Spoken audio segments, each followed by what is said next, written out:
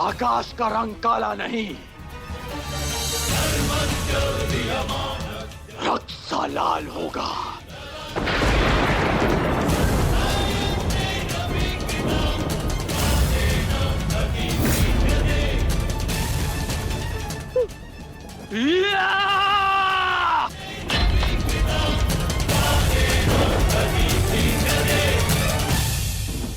बधाई हो मेरे होने वाले सम्राट। बधाई हो, आज तुम्हारा प्रतिशोध पूर्ण हुआ। आज पांडवों को वो हानि पहुंची है जिससे वो जीवन भर उभर नहीं पाएंगे।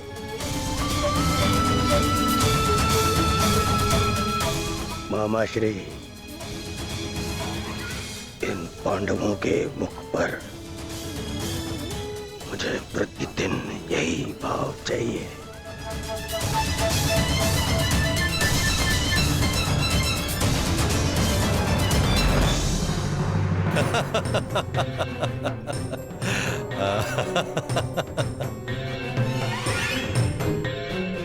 मंतव्य पूर्ण हुआ। अब शीघ्रता से गंतव्य की तरफ चलो। चलो।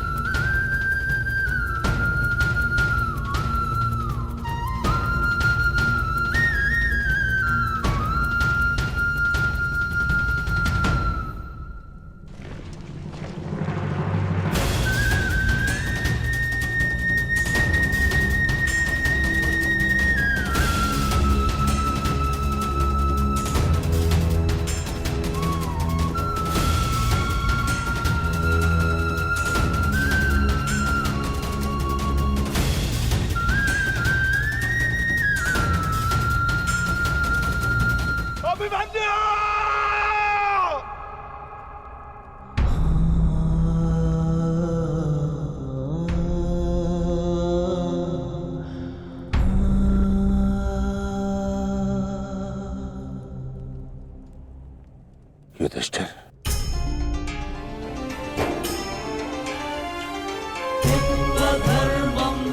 ये मुझसे बहुत बड़ा पाप हो जिसके लिए मैं क्षमा भी नहीं मांग सकता। पता है युधिष्ठिर, मेरे लिए सबसे बड़ा दंड क्या होगा? जो मैं अपने प्रिय शिष्य से कभी दृष्टि न मिला पाऊंगा। वो शिष्य जो मेरे लिए सबसे अधिक प्रिय है, अर्जुन।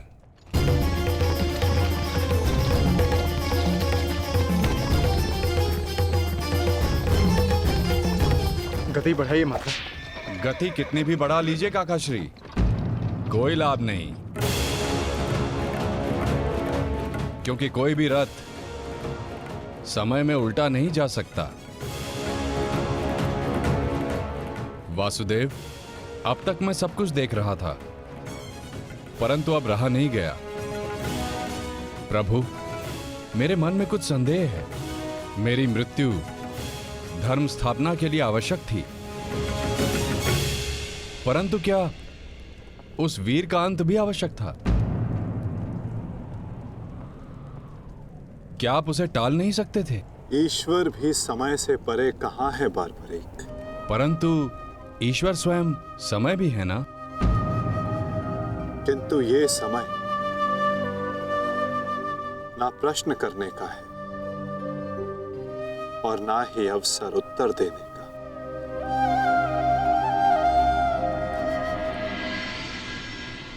सूर्यास्त हो जाए तो भी विलाप नहीं किया जाता, उसकी आरती की जाती है।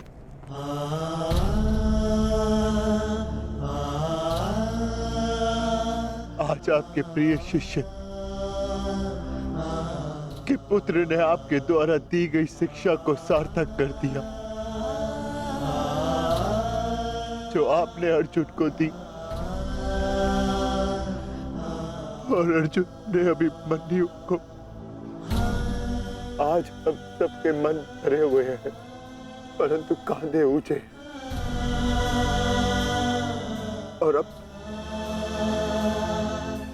हम में से कोई नहीं रोएगा।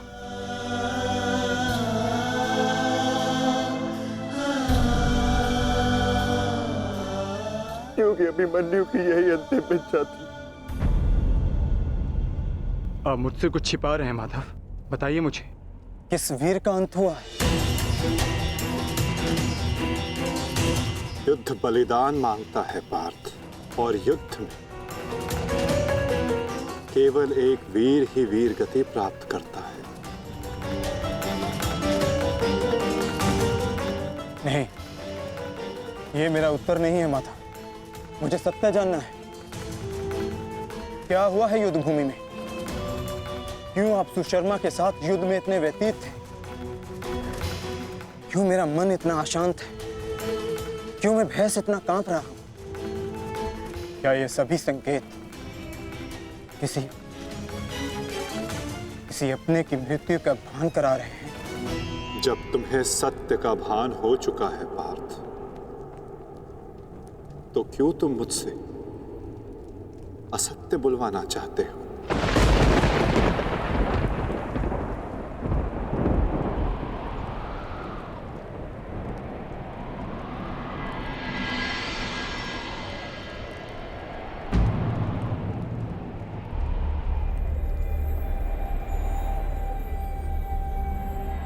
अभिमन्यु?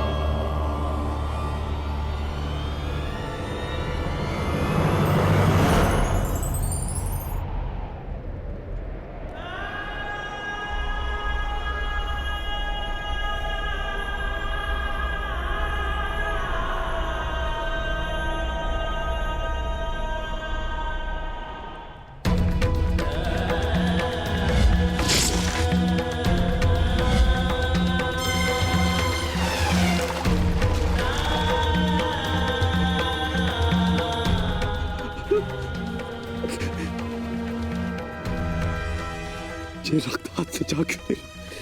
ये रक्त हाथ से जा क्यों नहीं रहा?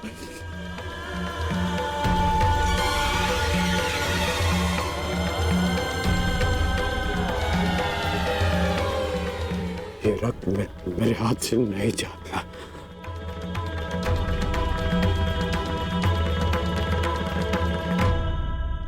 क्या ये सत्य है कि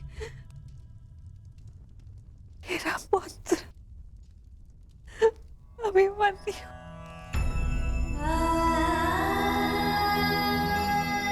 कर्ण, क्या ये सत्य है? आज अभिमन्यु की मृत्यु नहीं हुई है,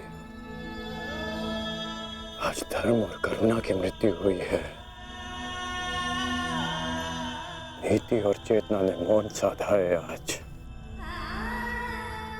इतिहास से ना अभिमन्यु की शौर्य गाथा कभी लुप्त होगी और ना ही कौरवों के माथे से इस पाप का कलंक जाएगा। अभिमन्यु का मृत्यु बाण हम सबके चरित्र को छलनी कर चुका है।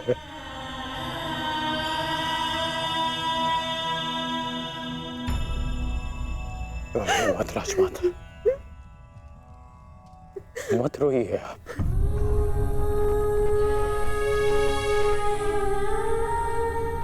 आपके अभिमन्यु के अंतिम समय में उसके मुख पर विजय की मुस्कान थी।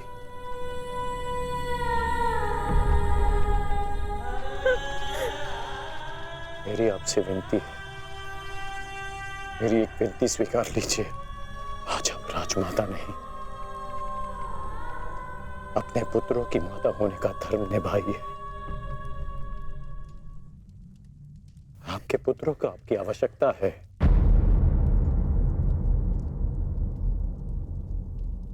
आप पांडवों का विलाप रोकिए और मैं अपने पाप का पश्चाताप करूंगा।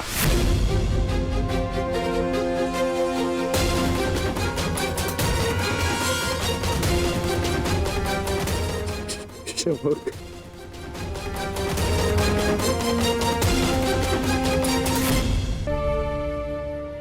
अभिमन्यु का शव उठाइए सम्राट। सम्मान सहित उसका अंतिम संस्कार करना है। जिसे कंधे पर बिठाकर हस्तिनापुर के सिंहासन पर बिठाना था, उसे कंधे पर लेटाकर चिता तक कैसे लिया जाएगा? कैसे? क्या उत्तर दूंगा मैं पांचाली को कि उसका पुत्र इस संसार में नहीं रहा? कैसे समझाऊंगा मैं उत्तरा को कि उसका पुत्र अपने पिता का चेहरा कभी नहीं देख पाएगा? क्या कहूंगा मैं अर्जुन को कि उसके भाई उसके पुत्र की रक्षा नहीं कर पाए?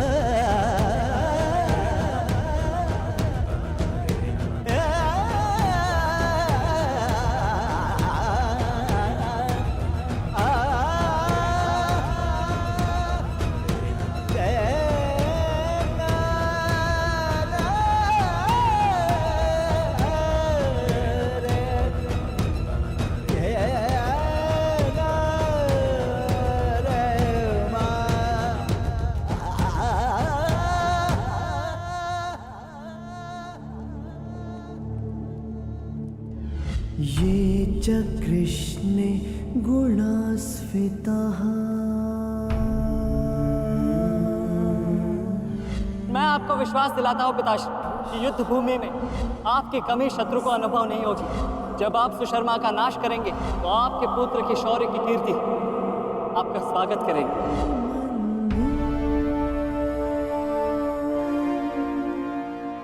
आशीर्वाद दीजिए मामाश्री कि मैं विजय श्री प्राप्त कर लूं। मेरा आशीर्वाद तुम्हारे साथ है पुत्र।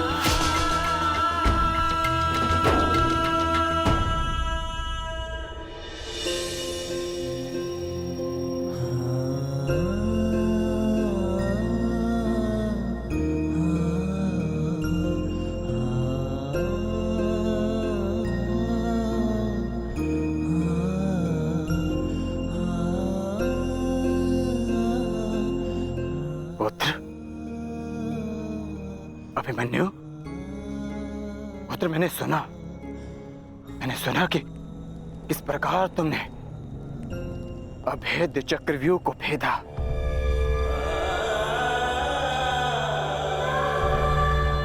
मैंने सुना कि किस प्रकार तुमने दुर्योधन के अहंकार को भेदा।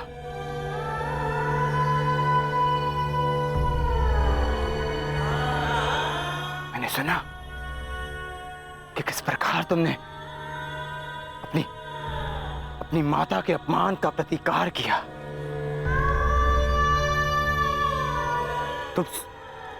तुम सुन रहे हो? मैंने सुना। मैंने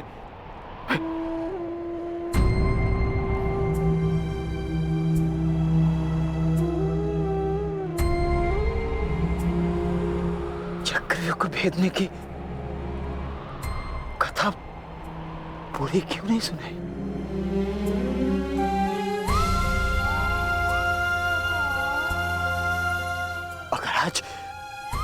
अगर आज सुनाई होती ना,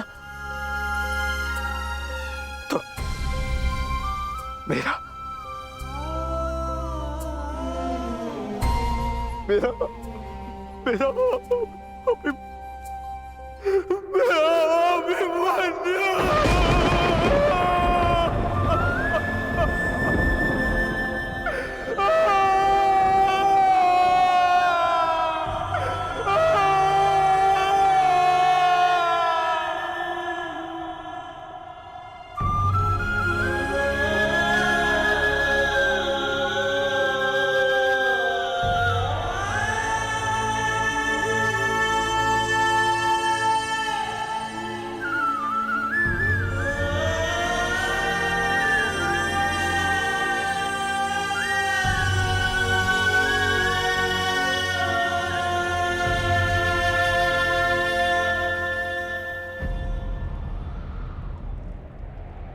जब एक रोता हुआ पुत्र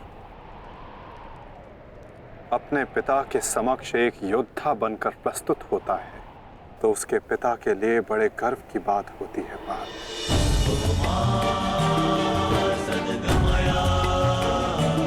और जब एक योद्धा पिता अपने वीर पुत्र के समक्ष रोता है, तो वो पुत्र के लिए बड़े अपमान की बात होती है।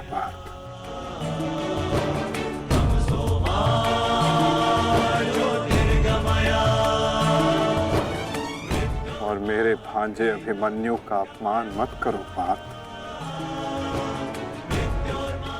आज अभिमन्यु जो बन गया है, वो कोई योद्धा नहीं बन पाता।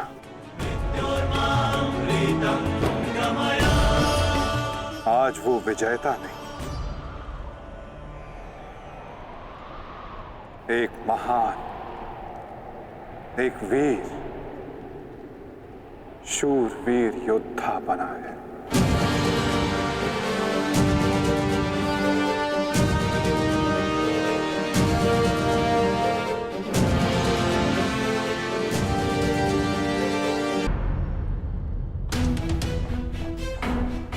इतना विलंब क्यों किया तुमने आने में?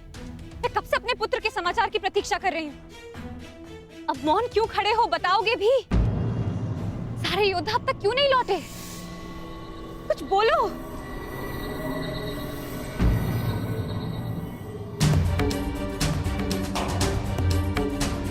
माताश्री,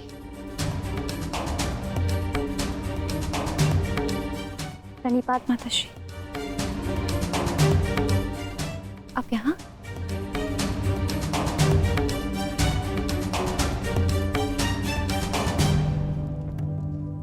देखिए माता, सारे योद्धा लौट आए और आर्य भी लौट आए।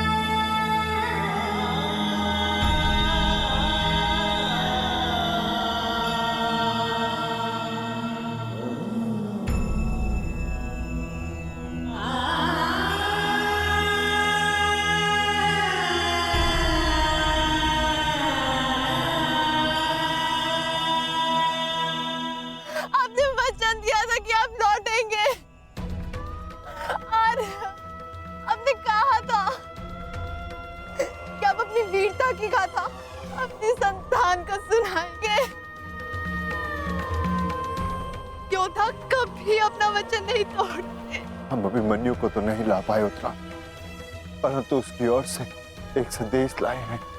उत्तरा से कहना कि उसके पास मेरी संतान को सुनाने के लिए एक महान कथा है।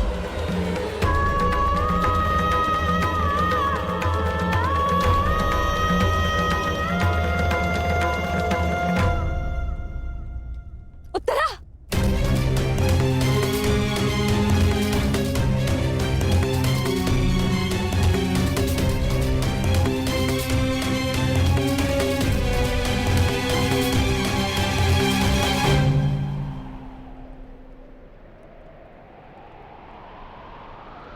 शूरवीर का स्वागत आंसुओं से नहीं, अभिषेक से किया जाता है।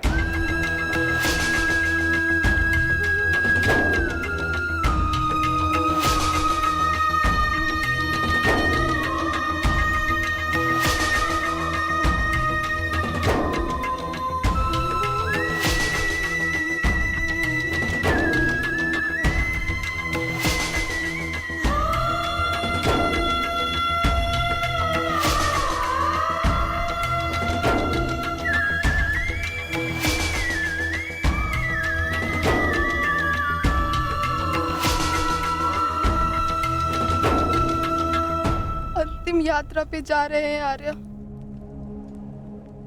यात्रा सुखद हो।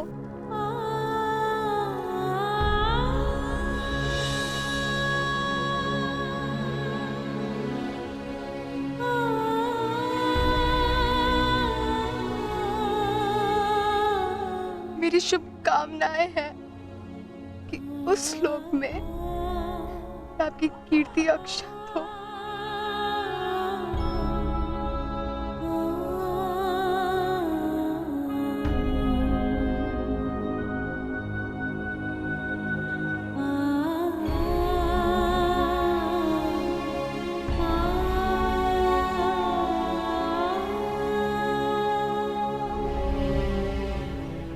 इंद्र स्वयं आपकी आरती उतारे।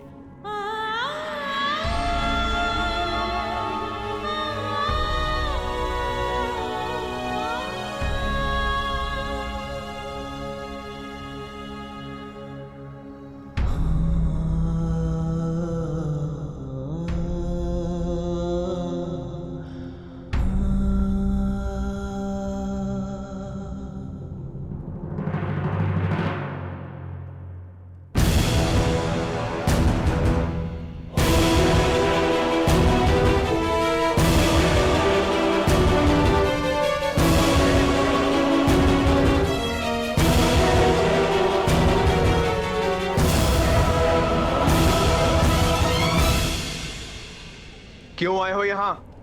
हमारे पुत्र की मृत्यु का उत्सव मनाने? नहीं,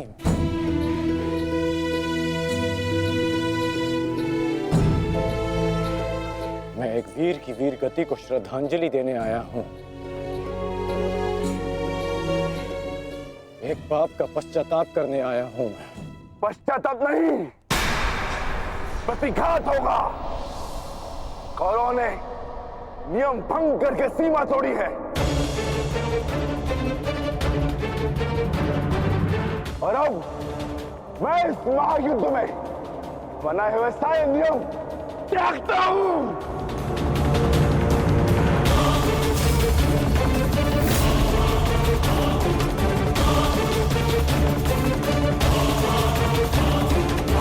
ठहरो भीम।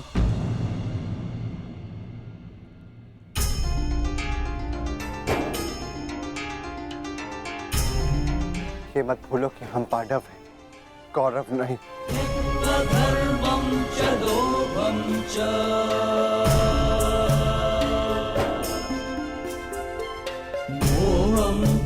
धन्यवाद अंगराज कि आपने हमारे पुत्र को पीड़ा से मुक्त किया, परंतु अब हमें सहानुभूति की आवश्यकता नहीं। मैं यहाँ सहानुभूति देने नहीं आया हूँ, मैं यहाँ एक महान पुण्य की अनुभूति लेने आया हूँ। अभिमन्यु जैसे शूरवीर की अर्थी को कांधा देने आया हूं।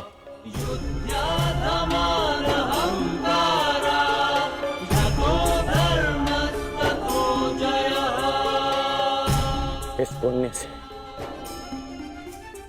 मुझे विरक्त मत कीजिए धर्मराज। ये युद्ध है युधिष्ठिर, और युद्ध में स्थिर रहना तुम्हारा धर्म है, तुम्हारे नाम का अर्थ है।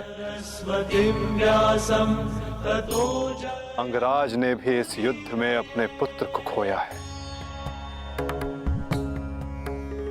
वो यहां अपना दुख बांटने आए हैं, अपनी पीड़ा काटने आए हैं।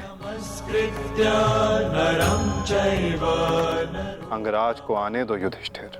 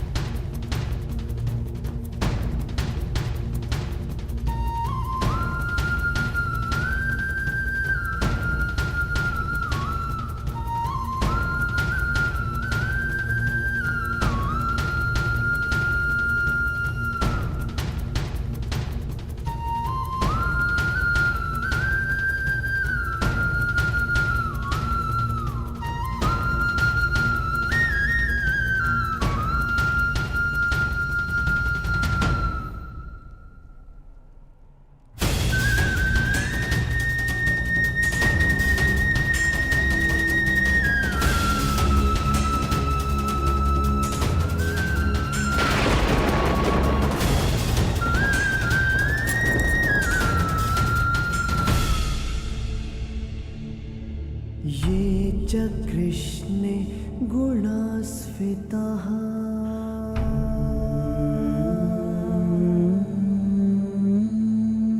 पाण्डवेषु च ये गुणाः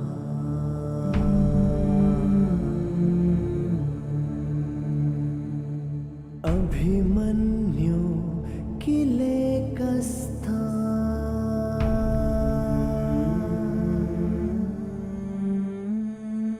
दृश्यन्ते गुणसञ्चयः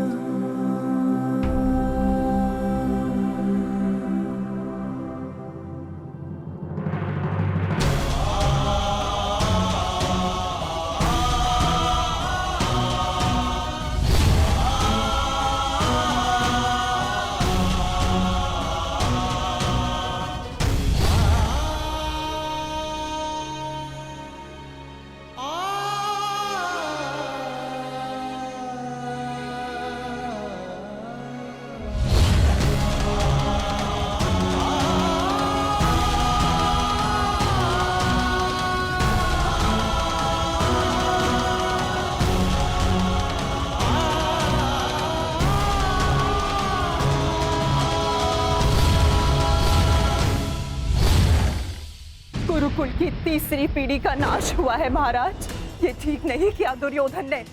माना जो हुआ वो अनुचित था गांधारी, परंतु इन सब का कारण अभिमन्यु स्वयं ही था।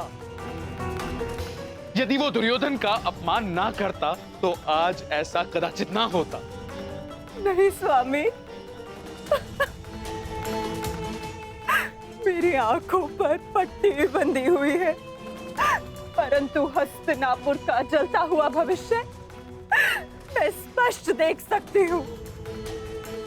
ऐसा आभास हो रहा है मानो अभिमन्यु की चिता की जलती हुई अग्नि समुचे कौरव वंश को भस्म कर देगी।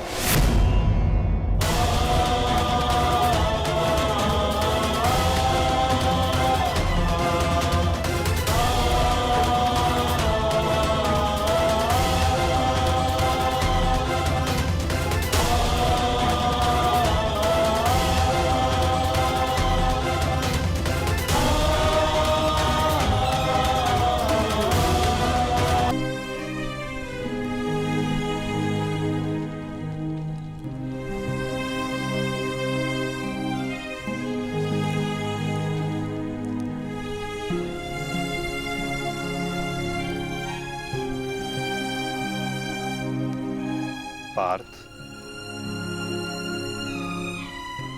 अंतिम विधि आरंभ करो।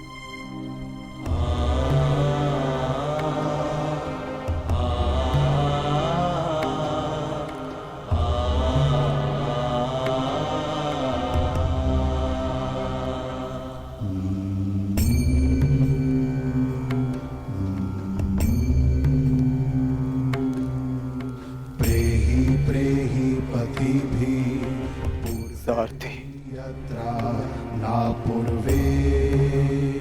कैसे लड़ा था मेरा पुत्र? उत्तर दो। ऐसे जैसे अंधकार से सूर्य लड़ता है और पूर्ण रूप से उनका अंत कर देता है। एक अद्भुत तेज था आपके वीर पुत्र में, और उनका सारथी होना मेरे लिए गर्व की बात है।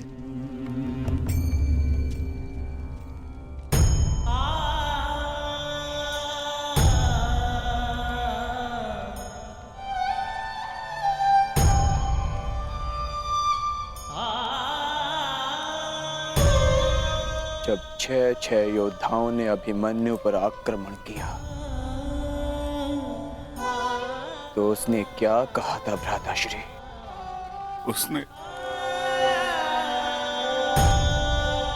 उसने कहा कि महान धनुर्धर अर्जुन के पुत्र और महानतम योद्धा वासुदेव कृष्ण के भांजे का स्वागत ऐसा ही होना चाहिए।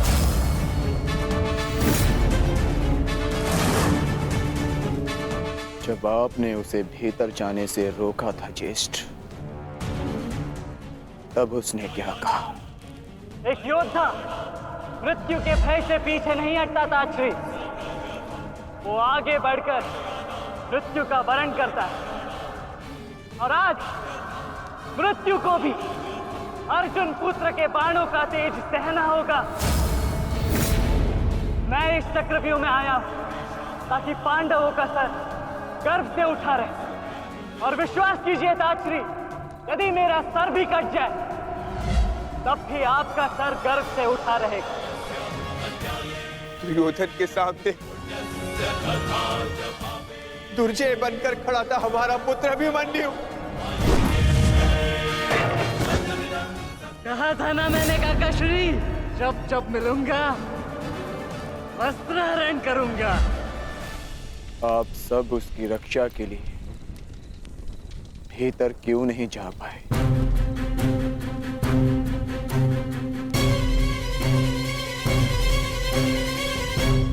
जयद्रथ के कारण, क्योंकि उसे वरदान था कि वो आज नहीं मरेगा।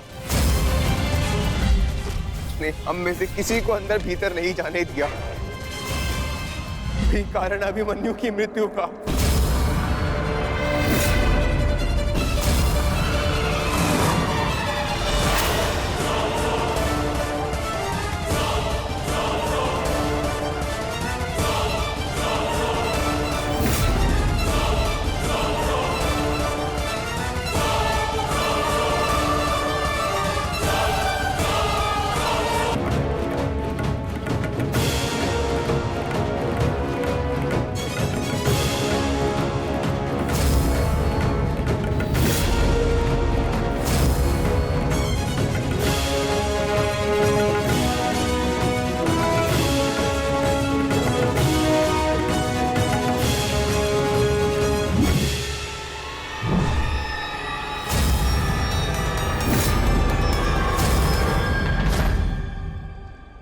आज ये चिता नहीं जलेगी।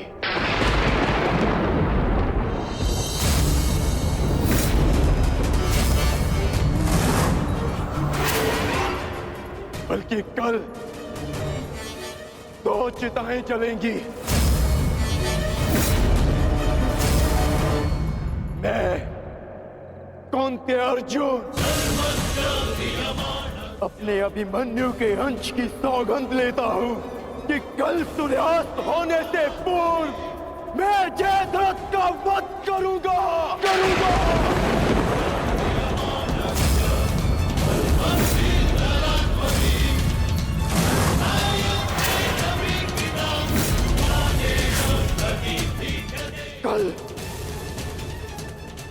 या तो जयद्रथ के साथ अभिमन्यु की चिता जलेगी या फिर अभिमन्यु की चिता में उसके साथ मैं जीवित जलूंगा।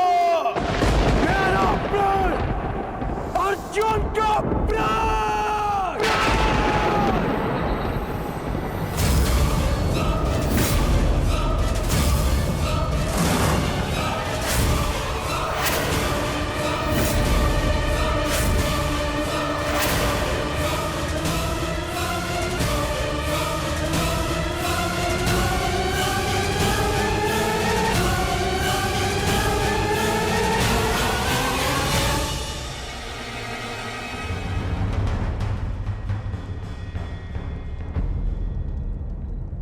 युद्ध की रणनीति किसी को बताई नहीं जाती अंगराज,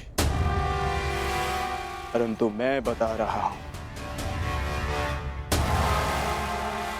मेरी ओर से यह संदेश कौरवों तक पहुंचा देना।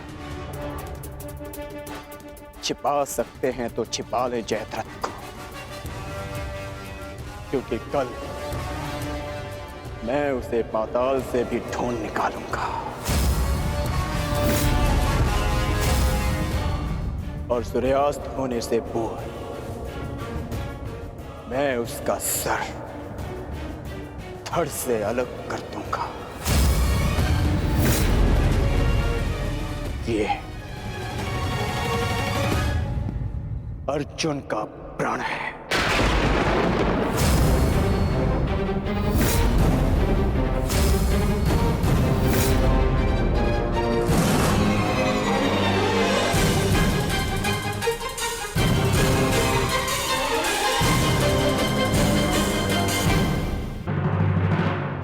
ये चिंता का विषय है युवराज।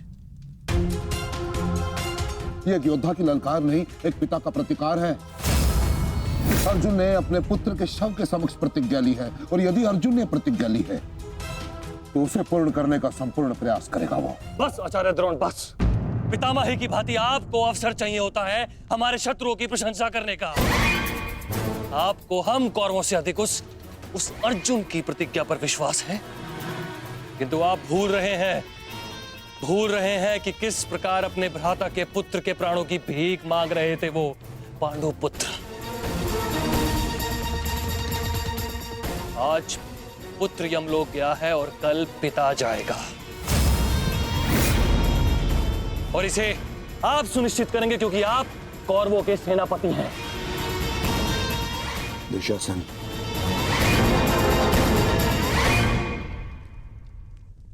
और एक कर्ण कहां है? इतनी विकट स्थिति में वो यहां उपस्थित क्यों नहीं है? ये लो, आ गए अंगराज कर्ण। हाँ, कदाचित शत्रु के शव को श्रद्धांजलि देकर आ रहे, या फिर उस अर्जुन का कोई संदेश पहुंचाने आए हैं। देकर आ गए उन पांडवों को सहानुभूति। मैं शत्रु को सहानुभूति देने नहीं, एक वीर की वीरगति को श्रद्धांजलि देने गया था।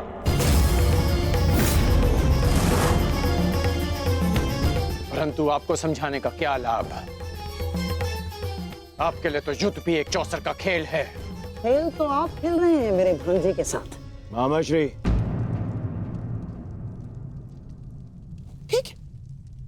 ठीक है दुर्योधन, यदि तुम कहते हो तो मैं अंगराज पर किया गया संदेह वापस लेता हूं, बस। परंतु यह निश्चित है कि कल यदि अर्जुन जयद्रथ का वध करने में सफल हो गया अंगराज, तो इस जयद्रथ के साथ साथ आपके स्वप्न की भी मृत्यु हो जाएगी। स्वयं को संसार का सर्वश्रेष्ठ धनुर्धर सिद्ध करने के लिए अंगराज आपको पुनः जन्म लेना होगा।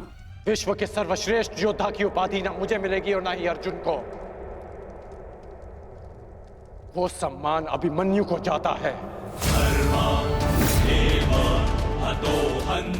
आपके छल के कारण मेरे पास केवल अनीतिकर योद्धा की उपाधि शेष है। जिस भांति अभिमन्यु को घेर कर मारा गया, ना वो युद्ध के नियमों के अनुकूल था और ना ही एक योद्धा की प्रतिष्ठा के। मैंने तुम्हारा साथ देने का वचन दिया था, अन्याय करने का नहीं। न्याय और अन्याय ये सब विजय का खेल है अंगराज कर्ण।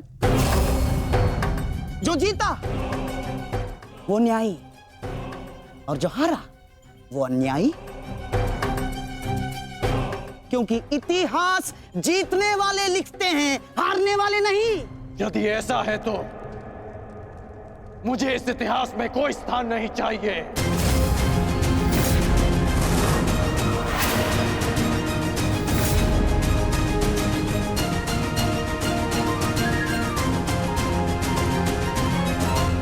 ये क्या अनर्थ हो रहा है आर्य? वो अर्जुन है, ना तो अर्जुन का बाण अपना लक्ष्य चूकता है और ना ही अर्जुन की प्रतिज्ञा अपना लक्ष्य चूकेगी। और यदि अर्जुन अपनी प्रतिज्ञा में सफल हो गया तो मेरी पुत्री को कल ये आभूषण त्याग कर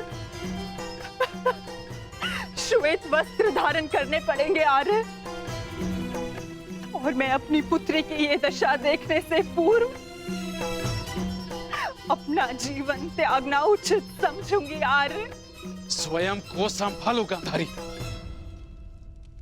प्रतिज्ञा लेना और प्रतिज्ञा पूर्ण करना दोनों भिन्न बातें हैं। हमारे पक्ष में गुरु द्रोण है, कर्ण है, अश्वत्थामा है, पुत्र दुर्योधन स्वयं है। पर विश्वास करो गांधारी, तुम्हारी पुत्री के सुहाग पर कोई आंच नहीं आएगी। कल मेरी बहन दुशाला के सुहाग की रक्षा करना ही हमारी कल की रणनीति होगी। कल हमें जयद्रथ को युद्ध क्षेत्र से दूर रखना है।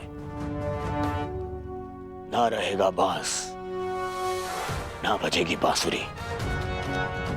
संध्या होने तक अर्जुन जयद्रथ को खोज नहीं पाएगा और फिर स्वयं ही आत्मदाह कर लेगा। तो फिर ये तेरा सभा समाप्त।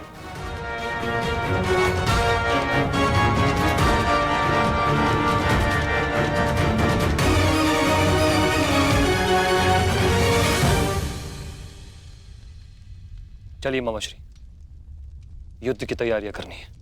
वही तो, युद्ध की तैयारियां तो करनी होंगी, क्योंकि तुम तो जानते ही हो हमारे पास न्यायप्रिय कर्ण है और उन पांडवों के साथ वो छलिया। वो कोई ना कोई मार्ग तो अवश्य ढूंढ लेगा जयद्रथ तक पहुंचने का।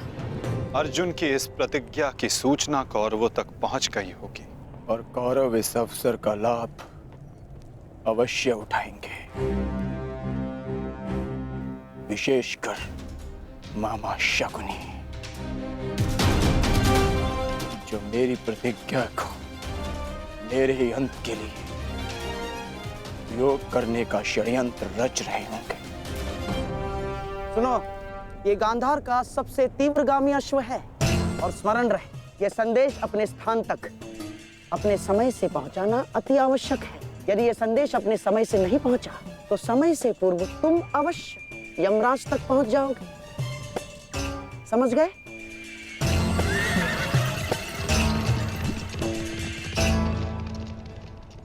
मामाश्री, युद्ध की योजना तो ज्येष्ठ पहले ही बना चुके हैं, तो फिर अभी आप क्या करना चाहते हैं? बुद्धि का हाथ कब थामोगे दुशासन? हैं? देखो, कच्ची योजना कच्चे घड़े के भांति होती है, कब पानी फिर जाए कुछ कहा नहीं जा सकता। उस जयद्रथ को केवल युद्ध से दूर छुपाना पर्याप्त नहीं होगा, क्योंकि मैं जानता हूं उस छलिए कृष्ण को मैं भली भांति जानता हूं। वो इस समय कुछ ना कुछ कुचक्र अवश्य कर रहा होगा।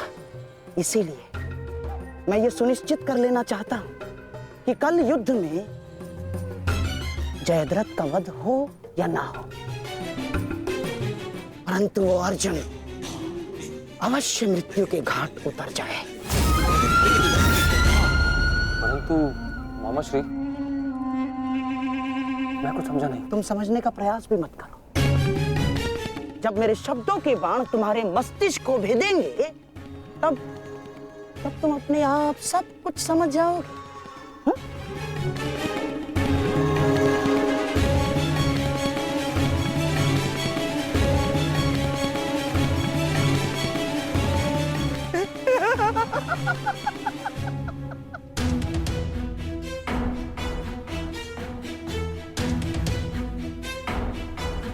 आप दोनों इस समय यहाँ? जामाता श्री, देखिए,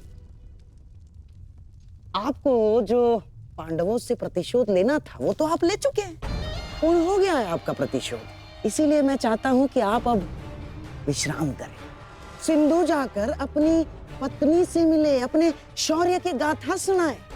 किंतु सिंधु जाकर किसी को ये मत कहिएगा कि आपको युद्ध से बाहर कर दिया गया है। धनुर्धारी अर्जुन से भयभीत होकर सिंधु नरेश वापस लौट आए हैं ना, किसी से मत कहिएगा, क्योंकि आपकी ये सूचना आपके अपयश का कारण बन सकती है जयद्रथ। नहीं मामा श्री, अपयश से श्रेष्ठ कर तो मृत्यु है। किसने कहा कि मैं सिंधु लौट रहा हूं? और आप ऐसे की बात कर रहे हैं? एक क्षत्रिय युद्ध भूमि से विजय पाकर घर लौटता है या फिर वीर गति पाकर? जानता हूं जामाता श्री, परंतु एक क्षत्रिय तभी मर जाता है जिस दिन उसका यश मर जाए।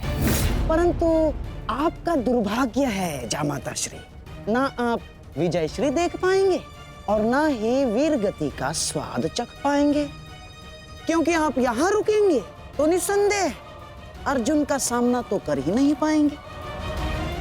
कौन कहता है कि मैं उस अर्जुन से भयभीत हूं? नहीं डरता मैं अर्जुन से। स्नान करने का समय हो गया है, सब तैयार है? नहीं दुर्योधन, मैं कहीं नहीं जाऊंगा। अर्जुन से भयभीत होकर मैं अपने यश का त्याग नहीं कर सकता हूं। एक क्षत्रिय तभी मर जाता है जब उसका यश मर जाता है। मैं ये युद्ध भूमि छोड़कर नहीं जाऊंगा।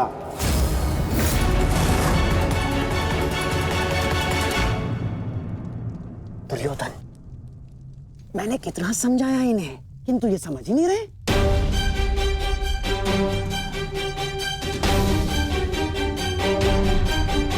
समझने का प्रयास करो जयद्रथ।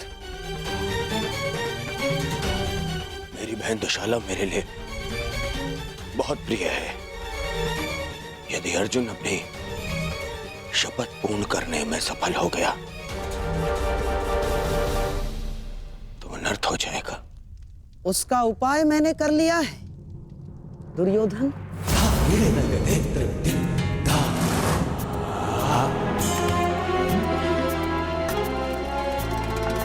प्रणिपात पिताश्री, आप अचानक यहाँ? प्रणिपात महाराज वृद्ध क्षत्र। जामाता श्री, आपके पिताश्री को मैंने ही निमंत्रित किया है। वर्षों से तप संचित किया है इन्होंने, और मनुष्य का संचित किया हुआ तप हो या धन, आता तो संतान के काम ही है। मेरे वर्षों की तपस्या से मुझे ये शक्ति मिली। जब तक मैं संकल्प लेकर अग्निहोत्र करूंगा, तब तक जिसके भी हाथों से मेरे पुत्र का सर धरा पर गिरेगा, स्वयं उसके सर के भी 100 टुकड़े होकर गिर जाएंगे। सर धरा पर गिरेगा, स्वयं उसके सर के भी 100 टुकड़े होकर गिर जाएंगे। यदि युद्ध करना तुम्हारी इच्छा है पुत्र, तो मैं कल सूर्यास्त तक संकल्प लेकर अग्निहोत्र करूंगा। अद्भुत। अब आप जाकर अग्निहोत्र की तैयारियां कीजिए। आइए पिताजी। क्या उत्तम योजना बनाई है आपने। योजना नहीं, खेल।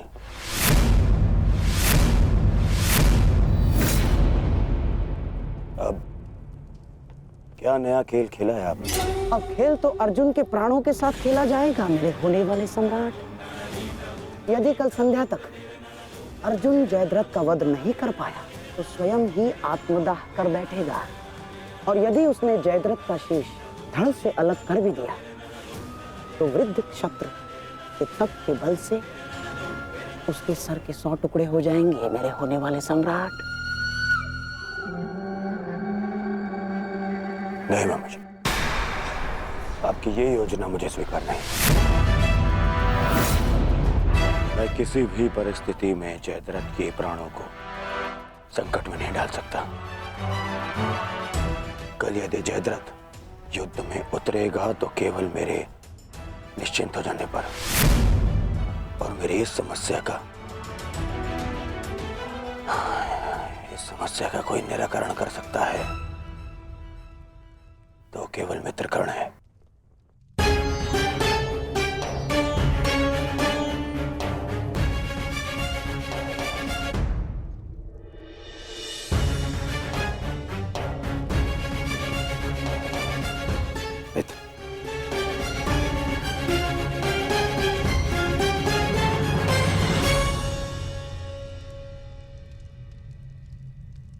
जो हुआ उसे क्षमा नहीं किया जा सकता, परंतु उसे बदला भी नहीं जा सकता।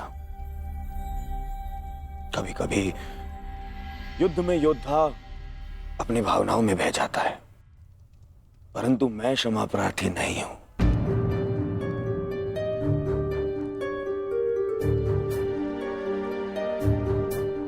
मैं क्षमा प्रार्थी नहीं हूं क्योंकि मेरे अनुजों के शत विक्षत शव देखने के पश्चात मेरे मन में केवल उनकी चीखें हैं, उनका क्रंदन है। शत्रु के लिए दया नहीं। मैं क्षमा प्रार्थी नहीं हूं। मैं क्षमा प्रार्थी नहीं हूं क्योंकि भाग्य ने उस क्षण के लिए मुझसे क्षमा नहीं मांगी जब उसने मेरे पिता को अंधा कर देने की नियति बना दी। मैं क्षमा प्रार्थी नहीं हूं क्योंकि उस द्रौपदी की कुटिल हंसी आज भी मेरे कानों में सुनाई देती है। मैं क्षमा प्रार्थी नहीं हूं क्योंकि उसने मुझे अंधे का पुत्र अंधा कहने के पश्चात भी मुझसे क्षमा नहीं मांगी। मैं क्षमा प्रार्थी नहीं हूं। मैंने ये युद्ध क्षमा मांगने के लिए नहीं, विजय के लिए प्रारंभ की है, और हर युद्ध में शत्रु मित्र अपना कुछ ना कुछ होता ही है।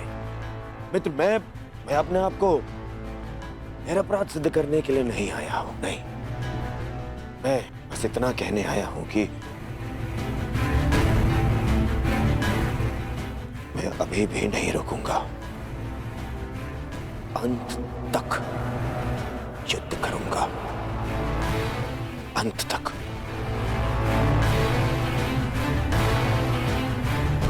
और मेरी कामना है मेरा परम मित्र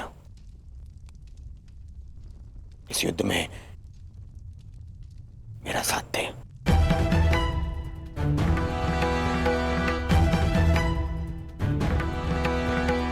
कल जयद्रथ के प्राण दांव पे है मित्र। दुशाला केवल मुझे ही नहीं, तुम्हें भी अपना ज्येष्ठ मानती है। कल अपनी बहन का ऋण चुकाने का समय है मित्र, और आशा करता हूं कि तुम मेरे साथ आओ। हाँ, यदि तुम कल युद्ध क्षेत्र में ना उतरना चाहो तो मुझे तुम्हारा यह निर्णय स्वीकार होगा, और इस बात से मुझे शोभ नहीं होगा। मुझे शोभ उस क्षण का होगा जब मैं तुम्हारा मित्र नहीं रहूंगा।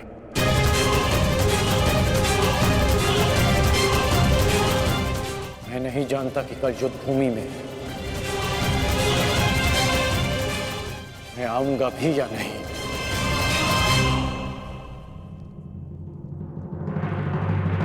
मैं फिर भी तुम्हारी प्रतीक्षा करूंगा।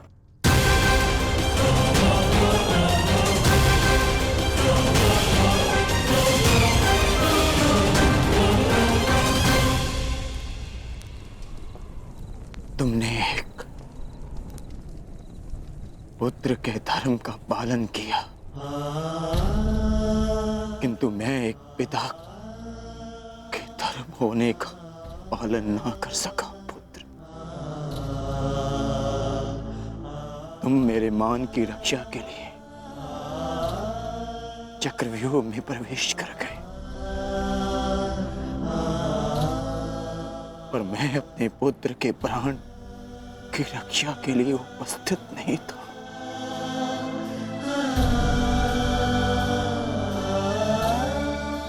किंतु एक योद्धा का पिता अपना कर्तव्य अवश्य पूर्ण करेगा। तुम्हारे साथ हुए अन्याय का प्रतिशोध मैं अवश्य लूंगा अभिमन्यु। हम तुम्हारी प्रतीक्षा करेंगे अर्जुन। आओ आओ कौन्तेय, आओ। तुम्हारी मृत्यु तुम्हारी प्रतीक्षा कर रही है। या तो तुम अपनी ही प्रतिज्ञा का आखेट बनोगे, या फिर वृद्ध क्षत्र के तप का लक्ष्य। या तो आज सूर्यास्त के साथ अर्जुन गर्व सहित तुम्हें दूसरे लोक विदा करेगा, या फिर तुम्हारे साथ तुम्हारा सहयात्री बनेगा।